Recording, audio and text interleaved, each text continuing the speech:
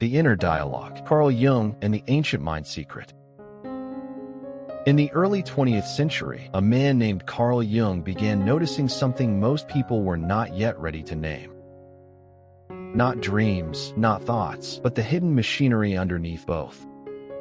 The silent layer of the mind where identity is not chosen but assembled. Carl Jung spent his life descending into that inner landscape, where human beings are not who they think they are, but who they repeatedly speak themselves into becoming. He discovered something unsettling long before neuroscience had the language for it. The mind is not a passive receiver of life. It is an active builder of it.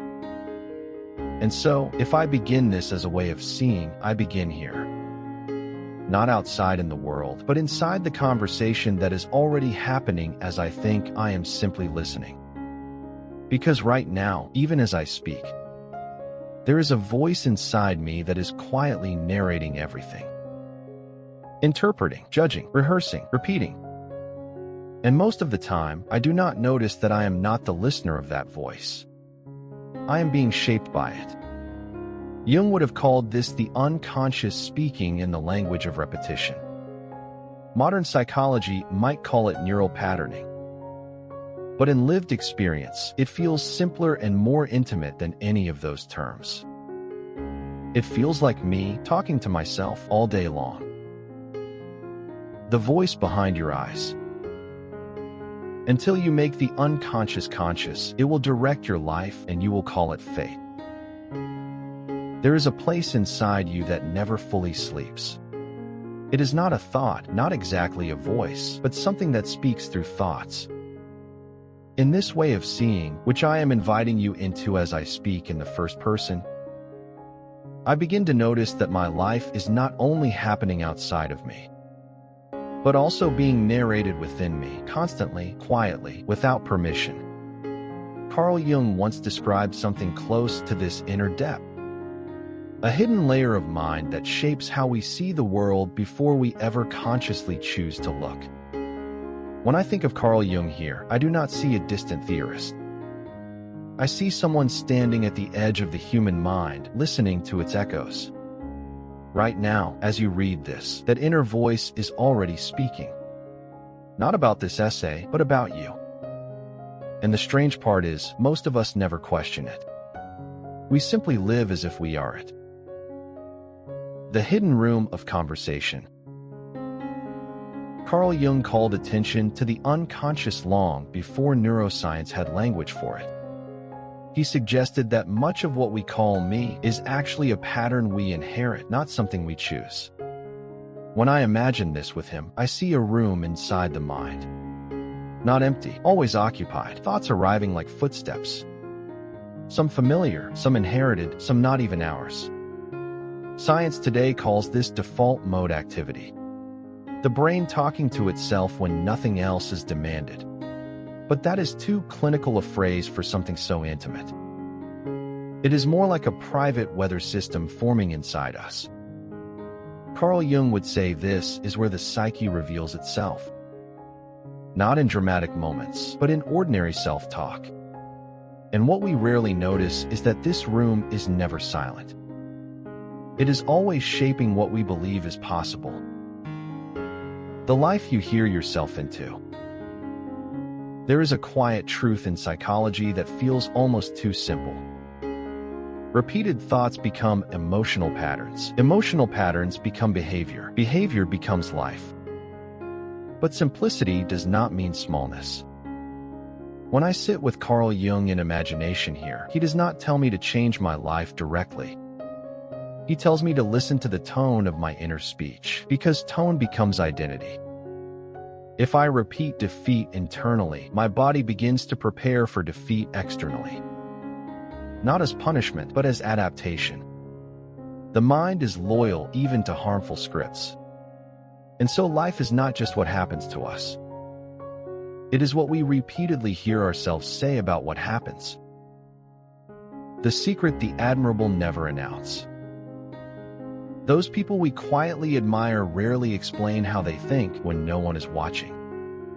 Not because it is hidden in wealth or privilege, but because it feels too ordinary to mention. Yet Carl Jung might have understood this better than anyone. He spent his life observing what humans do when no audience is present, when persona falls away. In that space, the successful mind is not louder. It is more directed. It uses attention differently. While one mind rehearses failure, another rehearses response. While one mind replays shame, another reorganizes meaning. The difference is not talent. It is the quality of internal conversation. The mirror that speaks back. Modern neuroscience suggests something unsettling and simple. The brain cannot fully distinguish between vividly imagined experience and real experience. It responds to both as if they matter. Carl Jung would not have been surprised. He believed symbols and inner images carry real psychological weight. So when I speak to myself harshly, something in me listens as if it is true. Not metaphorically, functionally. It is like standing in front of a mirror that repeats everything I say back to me, but slightly transformed into feeling. Over time, that reflection becomes my baseline. Insight, Perception, and Awareness Quiz. After you have listened, open the quiz tab. The questions reveal how you interpreted what you heard and invite you to notice the hidden logic in your reactions. Then, share your score in the comments. Carl Jung and the Architecture of the Self. Carl Jung spent years trying to describe something most people avoid noticing. That the self is not one voice, but many. Some conscious, some hidden, some inherited from culture. He called this movement individuation. The slow process of becoming whole by integrating what we ignore. When I sit with this idea, I realize something unsettling. My inner voice is not neutral. It is built from fragments of past approval, past fear, past instruction. And yet Carl Jung never framed this as failure. He saw it as unfinished architecture. We are not broken. We are incomplete conversations still speaking themselves into form. The software of thought. It is tempting to think of the mind as poetic, but it also behaves like a system. Repeated thoughts act like code. They execute patterns without asking permission. Psychology calls them schemas. Old interpretations of self and world that run automatically. Carl Jung would likely have called them complexes, emotionally charged clusters of meaning that take over perception. When I notice this, I begin to see how much of my life is not decided in moments of choice, but in moments of repetition. The thought I repeat becomes the instruction the mind follows. And most of it was never consciously installed. The inner argument that never ends. There is a strange continuity in human thought. It rarely stops, it only changes subject. Carl Jung observed this inner multiplicity. How one part of us speaks while another resists. Another remembers, another judges. So inside me there is always a conversation happening. Not one voice, but many competing interpretations of the same moment. One part says I am capable. Another replies with evidence of past failure. Another remains silent but heavy. Most people call this personality. Carl Jung would call it a dialogue between parts of the psyche that have not yet agreed to cooperate. The illusion of passive thinking. We often imagine thoughts as things that happen to us. But the more I sit with Carl Jung's perspective, the more that illusion dissolves. Thoughts are not just events, they are habits of attention. And attention is something that can be trained, even if we were never taught how. This is where psychology meets lived experience. The brain strengthens what it repeats, not morally, mechanically. So every time I rehearse doubt, I become more fluent in doubt. Every time I rehearse clarity, I become more fluent in clarity. There is no neutral repetition. The collective echo. Carl Jung's idea of the collective unconscious suggests something deeper still. That we are not only shaped by personal memory, but by shared human patterns. Fears of rejection, longing for belonging, the instinct to compare. These are not just mine. They are inherited echoes of being human in groups for thousands of years. So when I hear my inner critic, I am not only hearing myself. I am hearing a cultural echo refined over generations. The mind is not isolated, it is participated. The moment awareness splits the stream. Something subtle happens when I notice my thoughts instead of becoming them. Carl Jung described this as consciousness stepping back from identification. In that moment, the voice is still there, but I am no longer fully inside it.